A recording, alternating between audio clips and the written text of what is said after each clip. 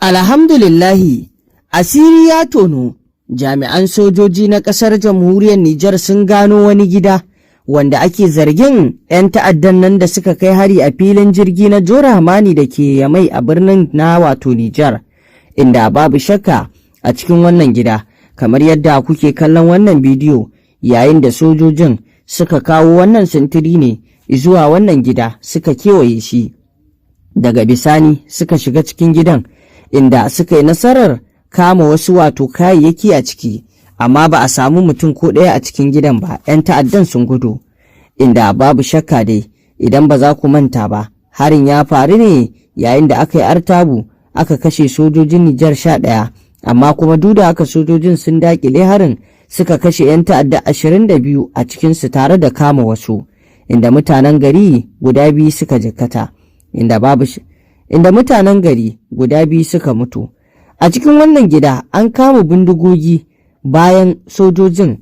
da na'urori na bincike da suka zo da shi cikin, inda aka ringa bincike, inda aka gano wasu akwatuna da 'yan ta'addan suka binne a ƙarƙashin ƙasa. Aka yi bincike, aka tono waɗannan akwatuna, aka buɗe su, aka tarar da kayayyaki, bindigu da wato sauransu. Waɗannan bindigu aka karanset da kuma wato wasu kayayyaki da suke amfani da su, haka zalika da motar da aka samu a cikin gidan.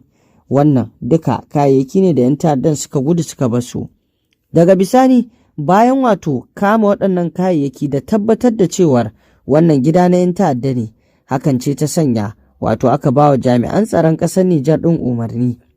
akan su rushe wannan gida, domin zaman wannan gida ba shi da wani amfani, a rushe shi. Kuma wannan gida yana kusa da filin jirgin Jora Hamani ne na wato ƙasar Nijar a babban birnin Yamai, wanda nan take sojojin aka ɗauko mota da take rusau, wadda babu shakka ta zo ta fara rushe wannan gida, da motar ita kanta aka lotsa ta ba tare da ɓata lokaci ba, domin wannan abu idan aka bashi abu ne da yake ba shi da wani amfani, don haka a rushe gidan, motar ma a dandake ta, shine abin da ya dace.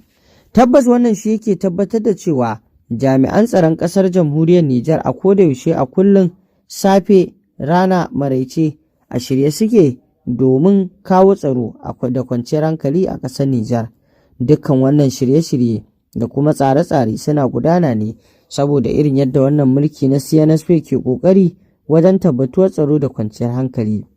Waɗannan 'yan ta'adda da suka kawo hari filin jirgin abu ne da ya ba da mamaki sosai da sosai, irin yadda suka so su haddasa gagarumar matsala ga filin jirgin, wanda ƙasar Nijar ta fito ta nuna zarginta ga Faransa wajen saka hannu wannan hari da aka kai shi, wanda babu shakka dai al'umma dama sun san cewar har yanzu Faransa na nan tana kitsa abubuwa a ƙasar jamhuriyar Nijar.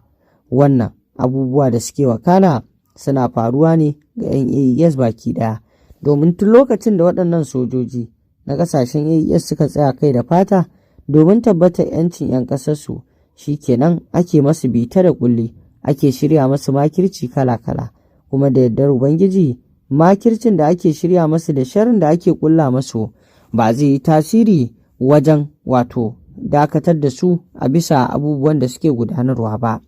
Ƙasar jamhuriyar Nijar dai ƙasa ce da take fuskantar abubuwa tun bayan hawan mulkin nan na Cani, amma alhamdulillahi